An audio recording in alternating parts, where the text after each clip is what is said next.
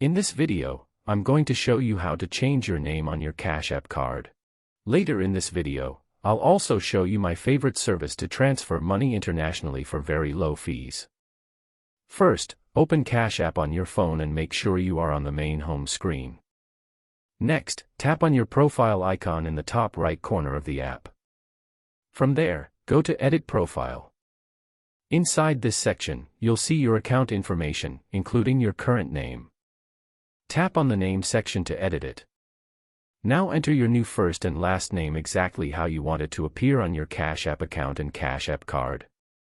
Once you are finished, tap Save to update your information. After saving the changes, your updated name will be connected to your Cash App account. Depending on your card status, you may need to order a replacement Cash App card if you want the new name printed on the physical card. Now if you want to try my personal favorite money transfer service, I recommend using MoneyGram. You can send money quickly using your smartphone or at in-person MoneyGram locations spread out all over the US and Canada.